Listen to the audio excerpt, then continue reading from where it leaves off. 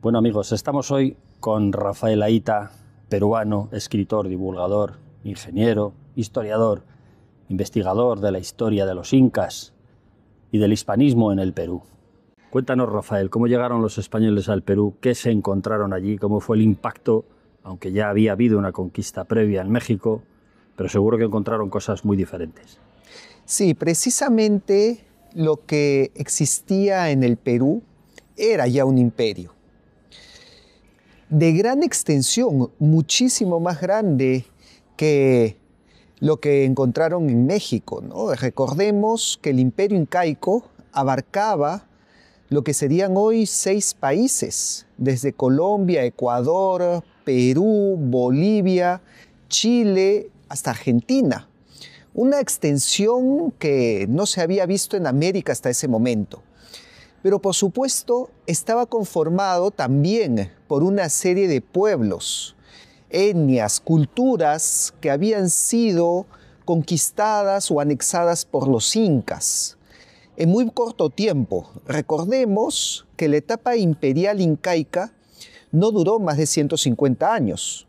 Estamos hablando de a lo sumo 3 generaciones con los incas Pachacútec, Inca Yupanqui, Tupac Yupanqui, Huayna Cápac, hasta la muerte súbita de Huayna Cápac. Huayna Cápac muere intempestivamente, se genera un vacío de poder y aquí es donde entran en guerra fratricida sus 2 hijos, Huáscar y Atahualpa, 2 hermanos que desangraron el imperio incaico por la lucha por este poder y que facilitó la conquista al encontrar el imperio dividido. Es decir, que las alianzas jugaron un papel fundamental, crítico, en esta conquista, llamémoslo así, por parte de Pizarro y sus huestes, ¿verdad? Las alianzas jugaron un papel fundamental, y es que en esta guerra entre los 2 hermanos, cada uno veía al otro hermano como un mayor enemigo que los españoles. Y por lo tanto, ambos buscaron alianzas con los españoles. Primero Atahualpa.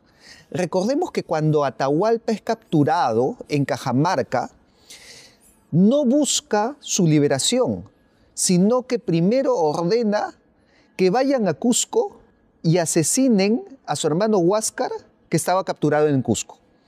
Porque estaba más preocupado porque Huáscar se recupere y retome el control antes que lo que puedan hacer los españoles. Además, Atahualpa le ofrece a Pizarro a su hermana como esposa, a Quispe Sisa, bautizada como Inés Huaylas Yupanqui, la cual Pizarro tomó como esposa. Y recordemos que los incas, cuando querían forjar una alianza, lo hacían a través de matrimonios. Entonces, este hecho demuestra que Atahualpa buscaba una alianza con Pizarro. Al mismo tiempo, cuando Pizarro ejecuta a Atahualpa e ingresa a Cusco, los aliados de Huáscar lo festejan y lo ven como un gesto de unidad y de alianza con Pizarro, ya que Atahualpa había ejecutado a Huáscar. Y por lo tanto, y había masacrado además a su familia, había hecho un verdadero genocidio en el Cusco. Entonces, en Cusco recibieron la llegada de Pizarro pues con mucha alegría.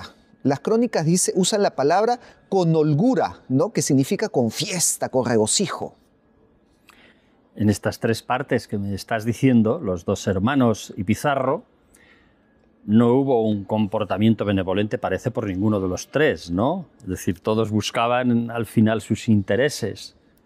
En todo caso, mirándolo desde la parte de los españoles que llegaban allí, ¿qué cosas hicieron bien, qué cosas hicieron mal? ¿O sencillamente se adaptaron a las circunstancias que se encontraron? Sí, esto lo refleja muy bien la frase que el mismo Atahualpa le dijo a Pizarro cuando fue capturado.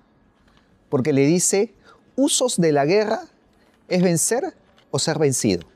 Y acá te lo dice todo, ¿no? Atahualpa estaba en guerra con su hermano, con Huáscar, lo manda a ejecutar cuando es capturado, y luego el mismo Atahualpa es capturado también. Entonces Atahualpa estaba ganando una guerra había matado muchísima gente, había realizado una masacre en el Cusco y luego él mismo era capturado y estaba a punto de ser ejecutado y se dio cuenta de esto, ¿no? Entonces dijo, bueno, así es la guerra, yo estaba venciendo, ahora me tocó a mí perder. Entonces Pizarro se da cuenta de forma muy hábil de este juego de poder que existía. Y por eso las alianzas de Pizarro fueron muy inteligentes y de alguna manera lograron mantener el balance político ante la llegada de los españoles. El gran problema no fue Pizarro, no fue Francisco Pizarro, fueron sus hermanos. Sus hermanos no tuvieron esa habilidad, no tuvieron ese olfato político. Y es por eso que Pizarro, cuando llega a Cusco, nombra un nuevo inca, del cual no se nos cuenta, ¿no? Manco Inca fue el sucesor de esta línea y fue coronado como inca en el Cusco por el mismo Pizarro. Entonces hasta ahí estaba todo en orden hasta que Pizarro sale de Cusco hasta el Valle de Lima para fundar la ciudad de los Reyes, deja a sus hermanos como gobernadores de Cusco. Y son estos hermanos los que rompieron las alianzas, los que rompieron este balance, especialmente Gonzalo Pizarro, que fue realmente abusivo con el Inca, con Manco Inca, hasta el punto de arrebatarle a su esposa.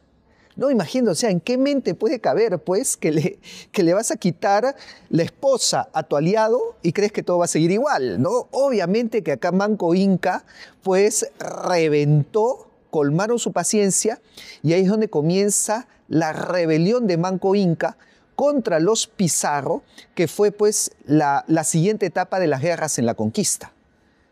¿Cómo dentro de esta pelea de varios bandos, ¿no? Porque un gran error es pensar que existieron dos bandos, ¿no? de incas y de españoles.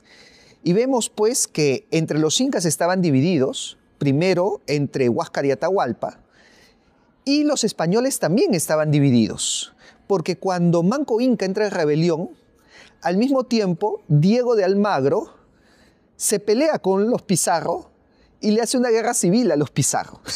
Y los mismos conquistadores también entran en guerra entre ellos y se buscan alianzas entre las distintas facciones. O sea, Diego de Almagro ofrece una alianza a Manco Inca para vencer a los Pizarro y luego Manco Inca ayuda y le da tropas y armas a Almagro el Mozo, que era el hijo de Diego de Almagro. Y de esta manera, pues, nos damos cuenta que existían muchas facciones, ¿no? El mismo Manco Inca no tuvo todo el apoyo de los incas, ¿no? El hermano de Manco Inca, llamado Pauyu Inca, siguió apoyando a los españoles. Entonces vemos que fue una guerra en donde las confrontaciones y las alianzas iban cambiando, iban ajustándose de acuerdo a la situación. ¿Cómo es que acaba todo esto? Bueno, primero Manco Inca se da cuenta que no puede vencer a los pueblos que se habían aliado a los españoles, especialmente los huancas y los huaylas, ¿no? Los huancas rompieron el cerco de Lima, junto también con los huaylas, que se aliaron a Pizarro por la suegra de Pizarro, ¿no? Recordemos que Atahualpa le había entregado a su hermana, a esta princesa llamada Inés Huaylas Yupanqui, que su madre era la curaca de los huaylas. Entonces, cuando Manco Inca ataca a Pizarro y rodea Lima, es la suegra, es Contarhuacho, madre de Inés Huaylas Yupanqui, la que rompe este cerco y le salva el pellejo a Pizarro, consagrándose como la mejor suegra de la historia de la humanidad. Es la que rompe el estereotipo de toda suegra, ¿no? Le salvó el cuello a Pizarro. Y estas noticias llegaron a España. Obviamente en España esto lo vieron como un escándalo. ¿Qué están haciendo los conquistadores en el Perú? Se están matando entre ellos. Y envían al primer virrey del Perú, Blasco Núñez de Vela, para pacificar la situación. Bueno, Blasco Núñez de Vela fue decapitado en Quito, no por un inca, sino por Gonzalo Pizarro, por este sujeto, ¿no? que habíamos dicho de que no tenía pues ningún tipo de criterio ni de tino, y de hecho estaba decapitando al emisario del rey, al representante del rey, lo cual es traición a la corona, abiertamente, ¿no? Entonces, aquí ya la corona pues se preocupó, pero se dio cuenta de que por las armas tampoco podía conquistar. Y entra un personaje muy inteligente, muy hábil, que es el que pacifica el Perú. Este se llamó Pedro de la Gasca, que era un cura, y no viene al Perú con ejército, viene con indultos. Él va donde Carlos V y le dice, yo te pacifico el Perú, pero dame papelitos, indultando a los que se te han sublevado. Carlos V, mira, confiaba tanto en Pedro de la Gasca que le da los papeles en blanco firmados por yo el rey. Entonces, si Pedro de la Gasca ponía en ese papel, pues, abdico de mi trono y ahora el nuevo emperador es Pedro de la Gasca, se hacía dueño de todo. Así confiaba, ¿no? en este cura. Pero bueno, él, pues, haciendo honor, ¿no? a esta confianza, llega al Perú y a todos los conquistadores que se habían sublevado contra la corona y que prácticamente ya estaban generando y creando su propio reino, comienza a repartir indultos. Le dice, tú has rebelado, ya, perdón del rey. Te has rebelado, ven conmigo, perdón del rey. Y desbarató el ejército de Gonzalo Pizarro, que se quedó solo y terminó decapitado en la Plaza Mayor de Lima. Pero todavía estaba el problema con Manco Inca. Manco Inca todavía seguía rebelde en Vilcabamba. Vilcabamba era un pequeño reino que fue el último reducto de los incas, donde los incas todavía reinaban.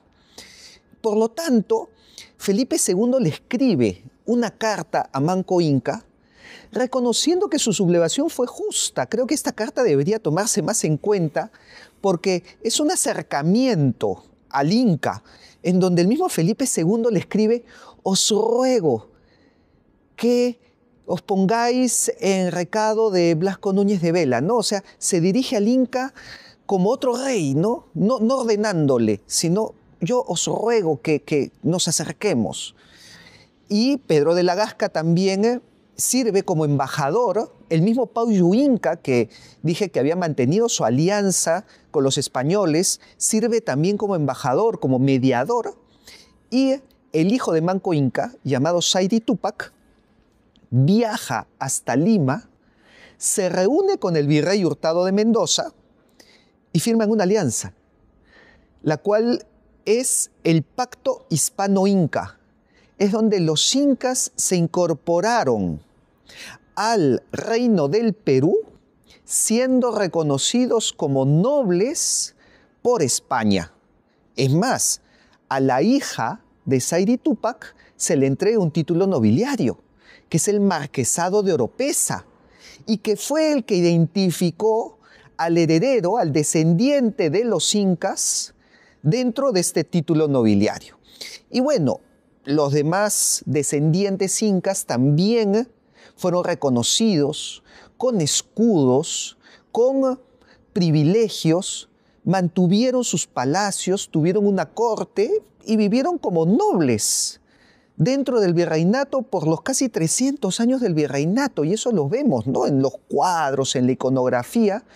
Vemos estas imágenes donde incas que ciñen la borla del Inca, la mascaipacha, son retratados pues como nobles, como alférez del rey, portavoces del rey, ilustrados, estudiaban en el Colegio San Francisco de Borja de los jesuitas, hablaban español, quechua y latín, montaban a caballo, les gustaba la música barroca, o sea, eran una nobleza que no tenía nada que envidiarle a la nobleza europea. Bien es cierto que toda la llegada de extranjeros puede ser traumática, ¿no? Cambiaron de rey, de alguna manera, pero la calidad de vida, en lo que se conoce del Virreinato del Perú, fue magnífica, no menor que el Virreinato de Nueva España, ¿no es así? Es decir, 300 años de alguna manera gloriosos, ¿no? Acá hay que romper muchas leyendas negras, ¿no? Porque precisamente uno de los argumentos que se utiliza para dejar de lado la historia, los 300 años de historia del virreinato del Perú, es que fueron un periodo de oscuridad, de esclavitud, de opresión, donde el pueblo pues era llevado a las minas obligatoriamente y todos tenían que pasar por la mina, donde morían por millones y eran reemplazados por otros que sabían que iban a morir. Y esta es la versión que siempre encuentro cuando hablo, pues, cuando hablo de las bondades del virreinato. Me dicen, no, pero vamos, eso fueron los nobles. Ya, eso fue una élite que no llegaba al 1% de la población. Pero el resto de la población desfilaba en masa hacia las minas donde morían en esclavitud. Y por esto, pues, mejor no hay que ni estudiar el virreinato. ¿Para qué? Fueron 300 años de oscuridad. 300 años donde solo sucedieron cosas malas para el pueblo. Vamos, esto no fue así. Esto no fue así. Para empezar, tenemos que la esclavitud de los naturales del Perú estaba prohibida por las leyes de Indias. No eran esclavizados, no podían ser esclavizados y no tenemos ni un solo registro, ni un solo caso, ni una sola evidencia de un solo indígena andino esclavizado en el Perú, ¿no? Porque ya el tema de la población africana, que ahí sí hubo esclavitud a través de los comerciantes portugueses, no estaban incluidos dentro de esta ley. Pero cuando yo estoy hablando de los naturales indígenas del Perú, no conocemos ni un caso de esclavitud. Entonces, muchos acá preguntan, ¿y el tema de las minas? Que sí, es verdad. El tema de las minas era muy difícil. La minera era muy peligrosa. Y es cierto que existió mucha mortandad en las minas. Sin embargo, la figura que se utilizaba en la mina era de retribución. El trabajo era pagado. Pero claro, acá el argumento es, aunque te paguen, si vas obligado, pues, y vas obligado a que mueras, ¿qué te importa que te paguen? Y esto también es parte de la leyenda negra. Esto no es totalmente cierto, porque hay una investigación de Asadurian, que la pueden encontrar en bases de datos científicas, que menciona que el 70% de la mita o más era voluntaria, justamente por el tema del pago, porque era un buen pago. Y esto pues te desmonta el argumento de la esclavitud, ¿no? Pues si estamos hablando de que era voluntaria, que era mano de obra que iba por sus propios medios y por su propia libertad. Y claro, muchos se preguntan, pues, ¿y entonces el pueblo qué estaba haciendo? La principal actividad económica, que era la agricultura, la ganadería, siguieron viviendo en sus comunidades e incluso mantuvieron sus autoridades, porque en las comunidades andinas seguían gobernando los curacas y seguían estando bajo el mando de los curacas. La cuestión era que el curaca ya no respondía ante el Inca, ya no le daba el tributo al Inca, ahora le daba el tributo al virrey y respondía ante el virrey. Pero el que mandaba en su comunidad eran los curacas. Los curacas fueron el puente, fueron el vaso comunicante entre lo que se llama la República de Españoles y la República de Indios. En la República de Indios eran todas las comunidades de los naturales que vivían bajo las leyes de Indias y tenían una mayoría indígena y gobernaba el curaca. Mientras que aquellas ciudades que tenían mayoría de españoles o de criollos era gobernada por el virrey y obedecían a las leyes de Castilla. Este sistema dual se comunicaba a través de los curacas, que eran el puente entre estos dos mundos. Lima, en este sentido, pudo ser el escaparate de aquel virreinato, el esplendor de lo que fue aquella capital, su catedral, su plaza, etc. No, sí, claro. Lima era un centro político, cultural, intelectual. Tuvo la primera universidad de América, ¿no? La Universidad de San Marcos, la decana de América. Era un centro económico con el puerto del Callao. Pero no era el único. Cusco y el sur del Perú en general eran más ricos que Lima, ¿no? Lo cual también desbarata esta idea del extractivismo de recursos naturales que no dejaban ninguna riqueza. Cuando el Banco Central de Reserva ha sacado una serie de libros de historia de la economía donde demuestra que durante el virreinato los Andes eran más ricos que la misma Lima. Y por lo tanto, existía un esplendor que se vio en las artes, que se vio en la cultura. Y ahí es donde tenemos la escuela cusqueña, la escuela quiteña, la escuela de Potosí, en donde ciudades del interior del Perú tenían universidades. Cusco tenía 2 universidades. Universidades en Quito, universidades en Charcas, universidades en Huamanga. Vamos, estos eran lugares donde la población española y criolla era mínima. Estas eran universidades para naturales, para curacas, para sus hijos, para personas andinas. Entonces, existía educación, existía cultura, la pintura de aquella época, la música. Poco se sabe que la primera polifonía que se escribió en el continente americano no fue ni siquiera en español, fue en quechua. Y yo recomiendo que lo busquen. Se llama el Hanajpacha Kusikuinin, que es un himno a la Virgen María. Se traduce como la alegría del cielo. Es una música preciosa. Y es muestra de este esplendor cultural, intelectual, social, ¿no? que nos aleja de esta visión oscurantista y de esclavitud que nos ha opacado todo lo bueno que lo tenemos ante nuestros ojos, porque la arquitectura está. Cusco es más barroco que la misma Lima. Su arquitectura, sus fiestas, sus costumbres, sus procesiones, sus celebraciones de santos, sus fiestas patronales son netamente barrocas hasta el día de hoy. Y eso es porque el surgimiento cultural, pues, sentó raíces tan fuertes que se mantienen hasta el siglo XXI. Entonces, lo vemos, pero la leyenda negra no nos permite reconocerlo. Y vamos a la frase famosa. ¿Cuándo se jodió el Perú? ¿Qué pasó? ¿Cuándo se jodió el Perú? Así es esta frase de Mario Vargas Llosa, ¿no? Que nos dice, bueno, pero si todo esto era de gran esplendor y existió esta alianza entre incas y españoles, entonces, ¿dónde están esos descendientes incas? ¿O en cómo hemos llegado hasta este momento? Y yo diría que no sucedió en una sola ocasión. Tuvo varios momentos. Y uno de los hechos más importantes en la historia del Perú que no nos cuentan fue la Guerra de Sucesión Española. Que en el Perú ni se conoce cuál fue la Guerra de Sucesión Española.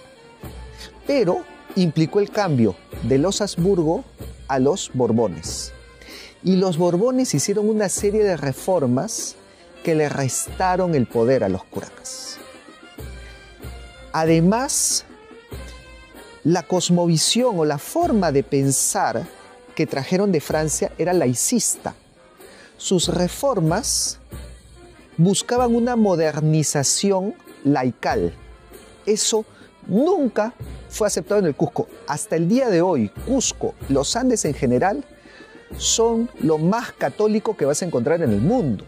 Son netamente católico y conservador.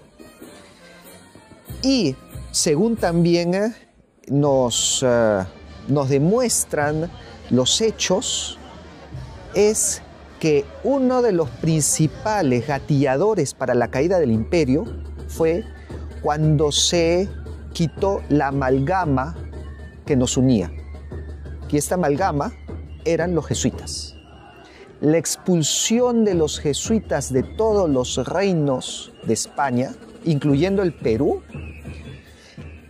quitó la unión, esta alianza que existía con los incas, porque los jesuitas eran los formadores de los incas y los curacas. El Colegio San Francisco de Borja era jesuita. Universidad San Ignacio de Loyola, jesuita, ¿no? Ellos eran los que los formaban. Y por lo tanto, si tú sumas todos estos hechos y ponte en el papel de un curaca que ve que se le comienza a reducir el poder y que ahora tiene que obedecer más a Lima cuando antes tenía autonomía, que además comienza a ver que se les quita espacio a la religión, cuando ellos se definían como los incas católicos por la gracia de Dios, y encima les quitas a sus formadores y a la élite intelectual, bueno, ahí tienes la rebelión de Túpac Amaru II, porque Túpac Amaru II fue formado por jesuitas. Entonces, la rebelión de Túpac Amaru II fue el otro quiebre. Si antes hablé de un matrimonio entre incas y españoles, la rebelión de Túpac Amaru II trajo el divorcio. Aquí es donde se ve una desconfianza con los curacas por esta rebelión.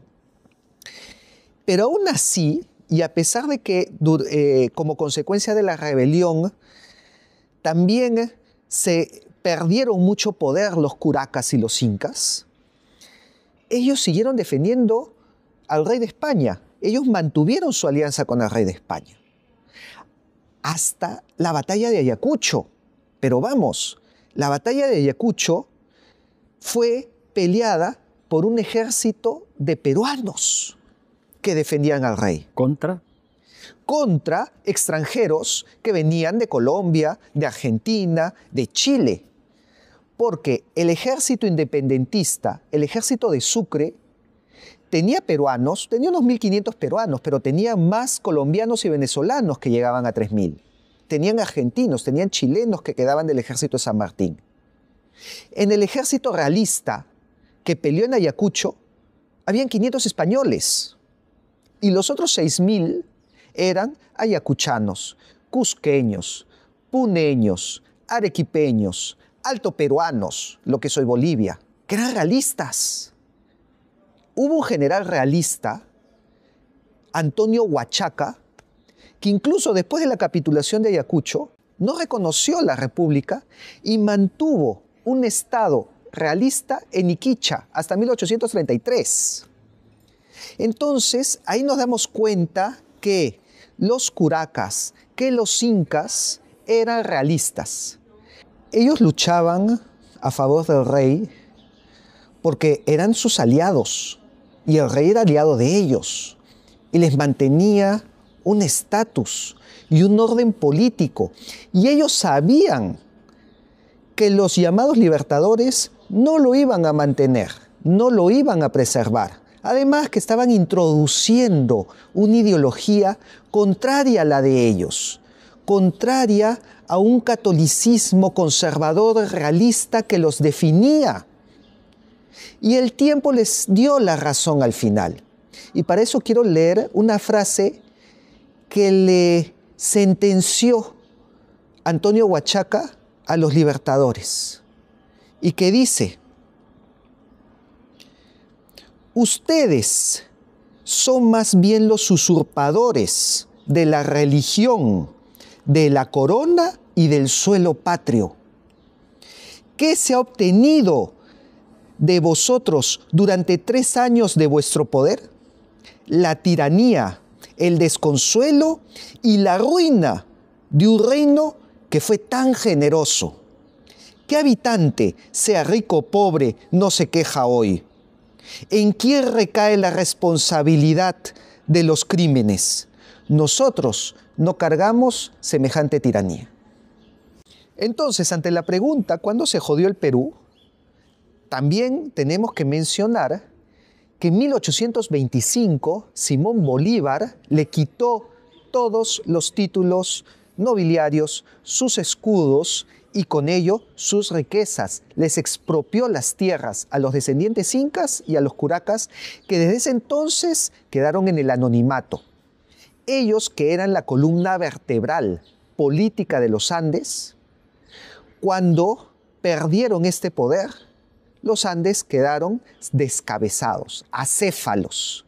Y por lo tanto, es ahí donde comienza esta brecha entre la costa y la sierra del Perú.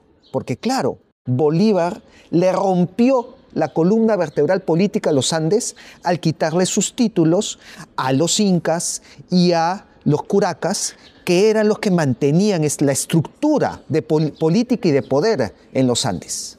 Has hablado de Simón Bolívar. Realmente, en estas batallas de liberación, entre comillas, había más extranjeros que no solamente hispanos de Chile y de otros países cercanos. Ahí había unos intereses extraños por la secesión. Claro, ahí está clarísimo el caso de Miller. Y no solamente él.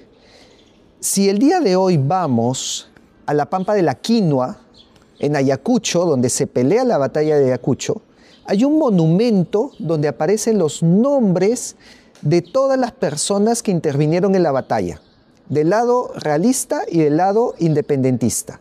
Y vamos a encontrar que mientras que en el lado realista todos son apellidos quechuas, apellidos cusqueños, apellidos andinos, en el lado independentista tenemos apellidos extranjeros y apellidos ingleses. Entonces sí, pues, nos damos cuenta que existía un interés extranjero, en donde hubo esta influencia de las logias que traían el liberalismo. El liberalismo era esta corriente que buscaba irrumpir a través del rompimiento de las estructuras del poder de la monarquía y de la iglesia, ¿no? Quienes iban en contra de los monarcas y el clero eran los liberales desde la Revolución Francesa. Entonces, así es como vemos que esta ideología liberal, que atentaba contra una estructura conservadora, termina desarticulando el poder del imperio hispano. Pero había una cuestión, especialmente en el Perú, era más conservador, incluso que la misma España. En España el liberalismo tenía más fuerza que en el Perú. En el Perú el liberalismo no ha pegado hasta el día de hoy. De hecho, hay una frase que yo redacto en un artículo que dice: en el Perú incluso los liberales eran conservadores y los conservadores eran imperiales. Porque cuando llega la Constitución de Cádiz al Perú, es interpretada en clave conservadora.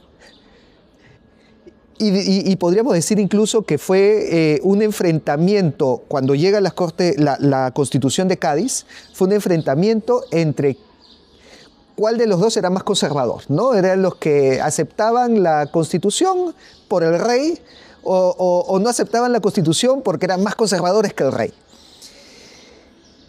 Nunca entró el liberalismo al Perú. Sus primeras constituciones fueron conservadoras.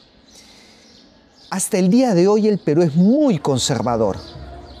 La ideología progresista no hace mella en el Perú, no hace eco en el Perú. Las tradiciones y las fiestas tienen protagonismo. Y eso nos habla pues que las raíces son profundas. A pesar entonces de este quiebre y a pesar del cambio del sistema político, no fue así en lo cultural. Y en lo cultural se siguieron realizando los usos y costumbres de acuerdo a la época virreinal, incluso hasta hoy. Y curiosamente, quienes más lo realizan es en los Andes. Entonces, pues, esto nos habla de que al final, si bien esta injerencia extranjera sí hizo un quiebre político, pero no lo hizo de forma cultural. Y es por eso que culturalmente seguimos unidos y encontramos identificación y unidad entre nosotros.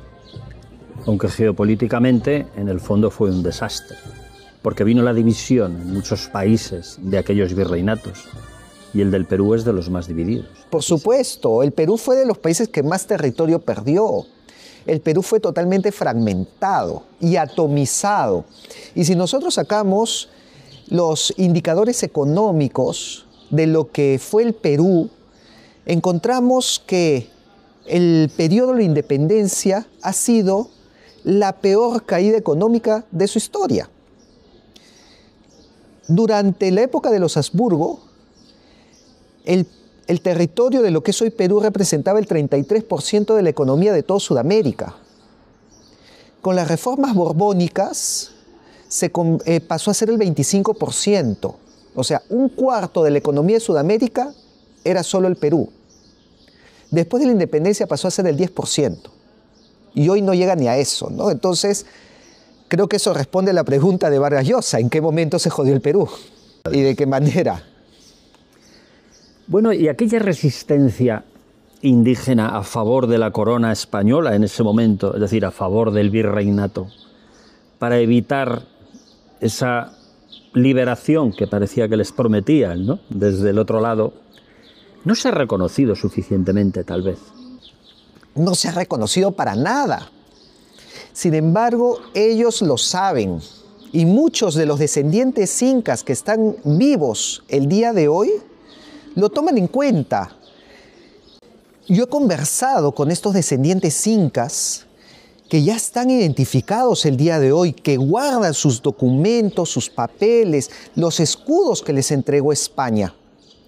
Y cuando yo les pregunto acerca del reconocimiento que ellos deberían tener, o acerca también de las declaraciones, ¿no?, de esta presidenta de México sobre si España debe pedir disculpas, él me respondió que le dolió más la respuesta que hubo de un político español, el cual mencionó que España no debe pedir disculpas porque hizo muy bien frente a las tribus aztecas, mayas e incas que tenían una cultura horripilante. Y estamos hablando acá de los aliados de España. Los incas lucharon a favor de España hasta la batalla de Ayacucho.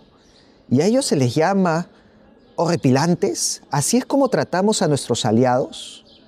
Entonces, cuando le pregunto si está de acuerdo con las declaraciones de la presidenta de México y si España debe pedirles disculpas, pues voy a poner lo que él mismo me respondió para que lo escuchen por su cuenta.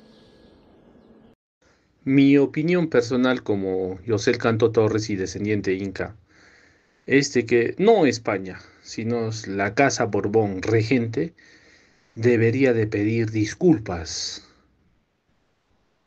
a nosotros. No porque nos han saqueado, no porque nos han conquistado, no, por habernos abandonado, porque nuestros hombres siguieron luchando hasta 1833, esperando tal vez una reconvención para venir a ayudarnos, ¿no? Pero eso nunca sucedió. Con esas palabras, creo que ya no hay más que decir. Lo que tenemos que hacer es retomar nuestros lazos de unidad, no de confrontación, no insultarnos entre nosotros, porque lo que nos une es más grande que lo que nos divide.